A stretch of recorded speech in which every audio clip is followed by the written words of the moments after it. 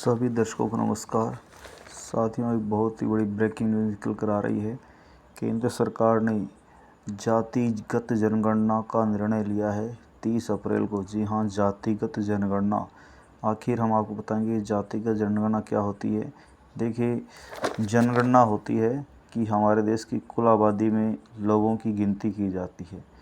भारतीय इतिहास में हमें 800 और 900 BC में भी जनगणना का उल्लेख मिलता है। ऋग्वेद में भी जनगणना का उल्लेख मिलता है, लेकिन एक सिस्टमेटिक ढंग से जो भारत में जनगणना प्रारंभ हुई वो ब्रिटिश रूल में 1872 में प्रथम बार जनगणना कराई गई।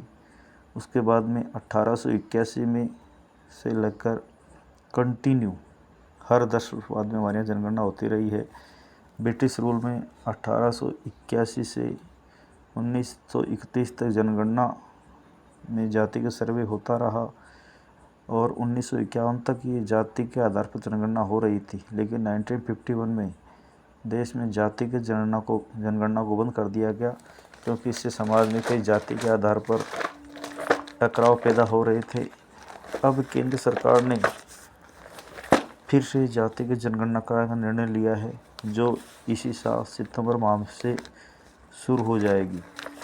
वैसे तो जनगणना 2021 में शुरू होनी थी, लेकिन कोविड की वजह से वो नहीं हो सकी। इससे पहले 2011 में भी केंद्र सरकार ने जातिगत सर्वे कराया था, जबकि जनगणना नहीं, जातिगत सर्वे। उसकी रिपोर्ट आज तक नहीं आ पाई है। हालांकि हमारे देश की जनगणना में SC ST के लिए जनगणना होती रही है, लेकिन OBC व जनरल अन्य जातियों की जनगणना नहीं होती रही है। अब देखिए, आखिर ये जातिगत जनगणना क्यों कराई जा रही है।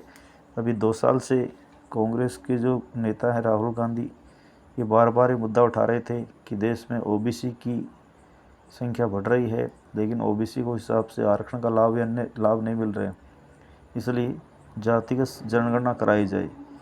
अब ये जातिगत जनगणना क्यों कराई जा रही है, इससे क्या फ़ायदे हैं। क्योंकि हमारे देश में हम जानते हैं कि जातियों का सिस्टम बना हुआ है। जाति के आधार पर ही देश में नीतियाँ बनाई जाती है कि किस जाति के लिए क्या पॉलिसी बने, क्या आरक्षण मिले। तो जातिगत जनगणना से एक तो नीतियों को बेहतर बनाया जाएगा, हर जाति के आधार पर उसके लिए अलग अलग पॉलिसीज़ बनेगी। देश में ये पता लग सकेगा कि विभिन्न जो जातियां हैं, इनमें क्या कितनी कैसी इनकी आर्थिक कंडीशन है, सामाजिक स्थिति है, उनके लिए क्या और बेहतर किया जा सकता है।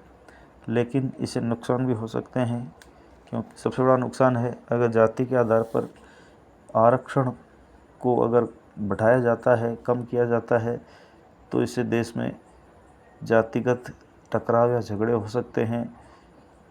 इसके अलावा समाज में जातिगत टकराव व भेदभाव, जातिगत भेदभाव फिर बढ़ सकते हैं। तो ये जो जातिगत जनगणना है, ये एक तरह से अच्छा भी है और बुरा भी है। अच्छा तो इसलिए है कि देश में इससे विभिन्न जातियों की वास्तविक स्थिति सामने आएगी, इनकी कितनी संख्या है, और उसी के आधार पर उनके लिए नौकरियों में, जॉब में जो आरक्षण है या उनके लिए बजट का आवंटन है या योजनाएं लागू की जा सकेगी। लेकिन इसके नुकसान ये होगा, इससे समाज में जातीय भेदभाव दोबारा पनप सकता है, क्योंकि भारत वैसे ही जातीय दृष्टिकोण से सेंसिटिव है। लेकिन अगर जाति के आधार पर फिर से आरक्षण या अन्य योजनाएं लागू की जाती है, तो इससे देश में सामाजिक टकराव बढ़ सकता है। तो इसके कई नफ़े और नुकसान हैं। तो सभी राजनीतिक पार्टियां ये जातिगत जनगणना कराना चाहती है, लेकिन इसका लाभ भी वो सभी लेना चाहते हैं कि जिस जाति या OBC कोटे की में बात कर रहे हैं, तो हमें ज़्यादा OBC वाले ज़्यादा वोट देंगे। कांग्रेस चाहे BJP, सभी अपना अपना फ़ायदा देखना चाहते हैं।